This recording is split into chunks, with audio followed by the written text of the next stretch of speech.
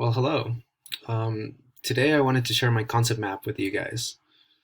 I want to talk about the cognitive development theory and the zone of proximal development.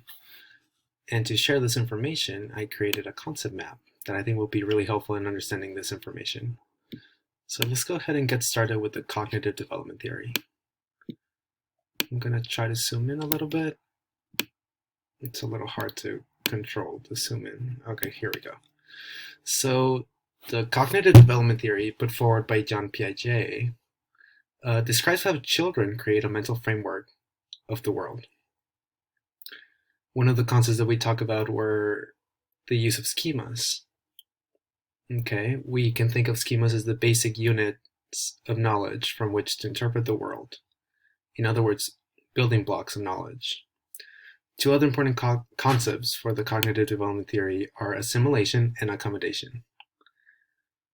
So assimilation refers to the use of an existing schema to deal with new information or experiences.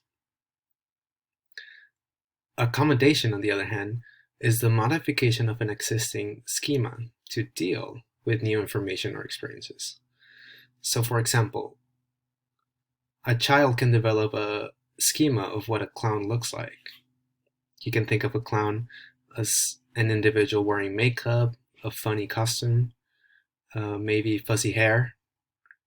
And then when the kid encounters a mime, okay, a mime might look similar to a clown, but it's a different concept. So the kid might initially recognize the mime as a clown due to the makeup, due to the way that it's dressed, due to the funny look that a mime has. And it's only after someone explains to him that a mime is inherently different from a clown. He can modify the existing schema that he has of a clown and accommodate the new information that he receives. Okay, this process is called equilibration, okay, which is the force that propels development.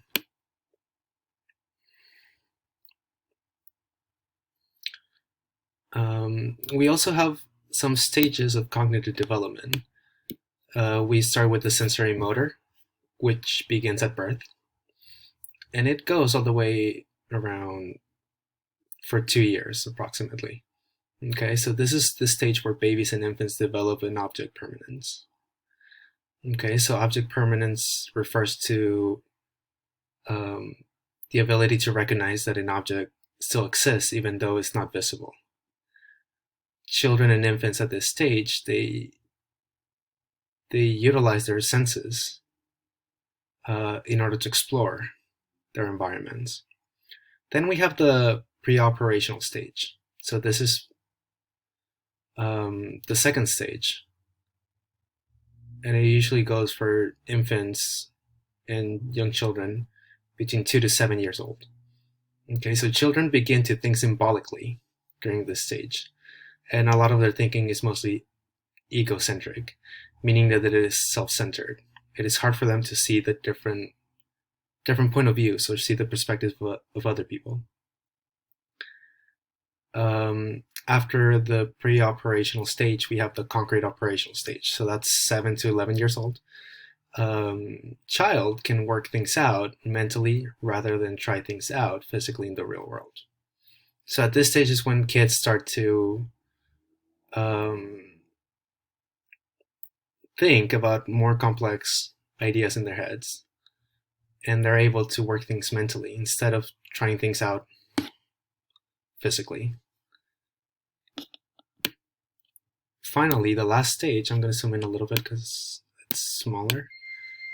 The formal operational stage. So that's children who are 11 and over. So individuals develop the ability to think about abstract concepts and test hypotheses. Okay, so right here we have children, teenagers, and adults who are able to deal with more abstract ideas, and they're able to test these ideas mentally. Okay. A couple side notes that I have about cognitive development theory, and also John Piaget. John Piaget described his work as genetic epistemology. So the way that I define genetic epistemology is the origins of structural properties of intelligence. The study of origins of structural properties and intelligence.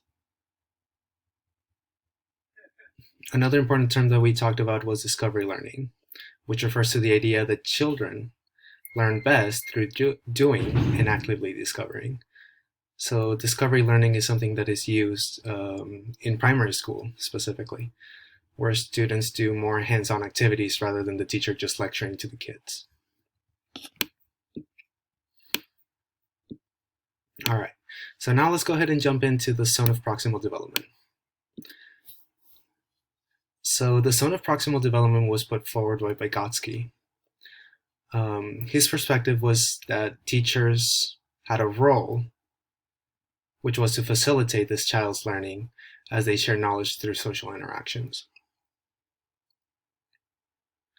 Okay, the zone of proximal development refers to the difference between the actual development and the potential development.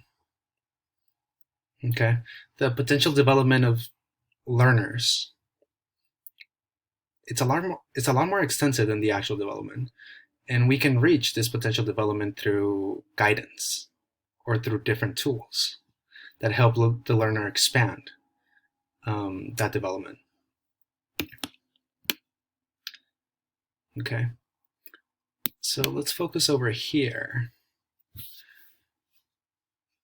So in the zone of proximal development, we have something called the line of natural regression, which is the loss of potential development once the assistance is removed.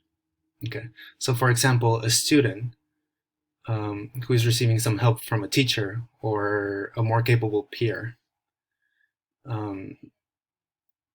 that student might reach that zone of proximal development, but once the assistance is over, once the teacher is gone, or once the peer is no longer helping him, the student's development might regress a little bit. And this is what we call the line of natural regression, once the assistance is removed.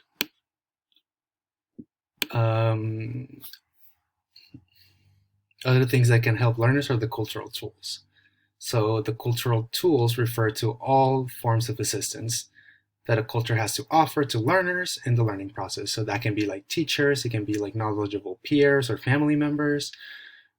It can also be like a church or tutors or even textbooks, internet, etc.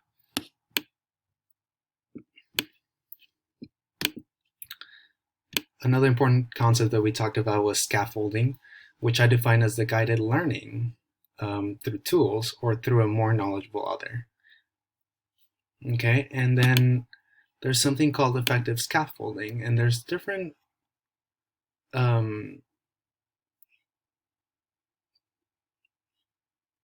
ways in which we can put effective scaffolding into practice. So this refers to making a task simple, cut it into smaller pieces and make it simple for the students or learner to handle.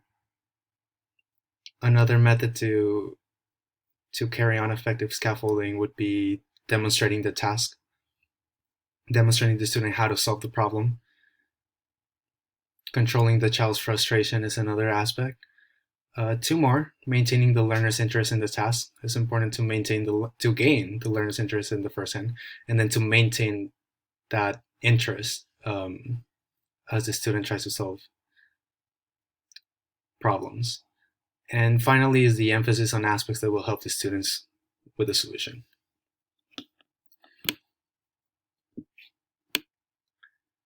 Okay, so within the zone of proximal development, two things that I want to talk about is reciprocal teaching and collaborative teaching. So reciprocal teaching. In here, teachers and students work together to practice, in practicing and learning, summarizing, questioning, clarifying, and predicting. Okay, so teachers and students work together to carry on this task, to learn how to summarize something, to learn how to question, how to ask good questions, and how to clarify things and predict things in their respective fields. Finally, collaborative teaching. So within collaborative teaching, we have this idea that individuals have different levels of ability. Okay, and within collaborative teaching, the idea is that more advanced individuals can help less advanced peers work within the zone of proximal development. So the more advanced individuals will help carry those individuals that are less advanced and unlock that potential development in their learning journey. And that's the cognitive development theory and the zone of proximal development. Thank you.